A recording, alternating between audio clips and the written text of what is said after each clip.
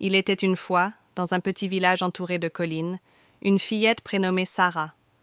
Sarah avait les yeux pétillants comme des étoiles et un cœur grand comme la forêt. Chaque jour, après l'école, elle courait jusqu'au bois pour retrouver ses amis.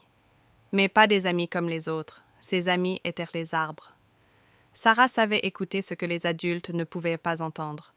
Quand le vent passait dans les branches, elle comprenait leurs murmures.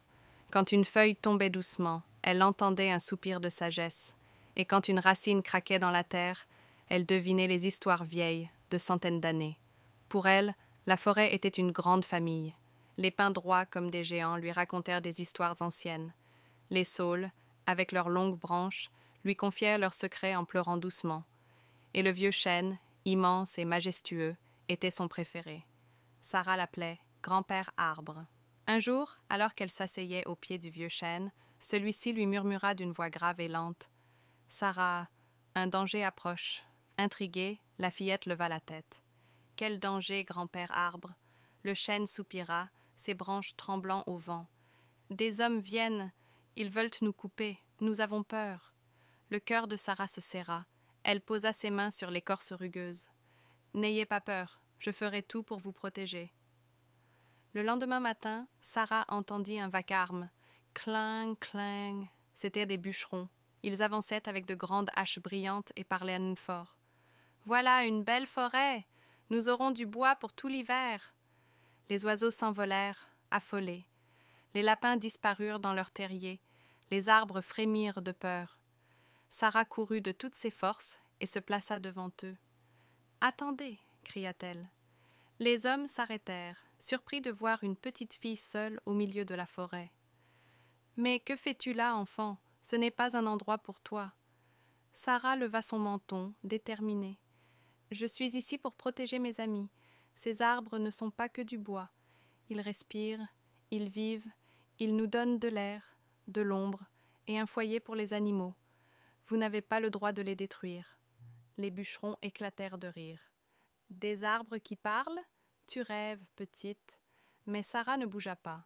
Alors elle s'agenouilla, posa ses mains sur le sol, et soudain, un miracle se produisit. Le vent se leva, les feuilles se mirent à tourbillonner autour d'elle comme une danse. Les oiseaux revinrent et se posèrent sur ses épaules. Un écureuil grimpa sur sa tête en couinant joyeusement, et la forêt entière sembla se réveiller. Les bûcherons ouvrirent de grands yeux. « Qu'est-ce que... » balbutia l'un d'eux. Sarah parla d'une voix douce mais puissante. « Regardez autour de vous. La forêt n'est pas une chose à posséder. C'est une maison, une famille. Si vous coupez ces arbres, vous détruirez bien plus que du bois. Vous détruirez des vies. » Un long silence suivit. Les bûcherons échangèrent des regards hésitants. L'un d'eux baissa sa hache. « Tu as raison. Mais que pouvons-nous faire? Nous avons besoin de bois pour construire et nous chauffer. » Sarah réfléchit, puis elle sourit. « Prenez seulement les branches mortes. Elles tombent d'elles-mêmes et elles brûlent très bien. Plantez aussi de nouveaux arbres pour chaque tronc que vous prenez. Ainsi, la forêt vivra toujours. » Les hommes hochèrent la tête, touchés par le courage de la fillette. « D'accord, petite. Nous ne couperons plus sans réfléchir. Nous protégerons cette forêt avec toi. » Alors, la forêt vibra de joie. Les arbres balancèrent leurs branches comme pour applaudir. Les oiseaux chantèrent une mélodie joyeuse. Les animaux sortirent de leurs cachettes et coururent autour de Sarah. Le vieux chêne, grand-père arbre, murmura d'une voix rassurée. « Merci, Sarah. Grâce à toi, nous sommes sauvés. » Sarah posa sa main sur son tronc et répondit en souriant. « Je vous protégerai toujours. » Depuis ce jour, les bûcherons revinrent, mais jamais pour détruire. Ils prenaient soin de replanter, de respecter, de partager. Et chaque fois que quelqu'un traversait cette forêt, il la trouvait plus belle, plus vivante, plus joyeuse. Tout cela grâce à une petite fille au cœur courageux. Et c'est ainsi que Sarah devint connue comme la protectrice des arbres.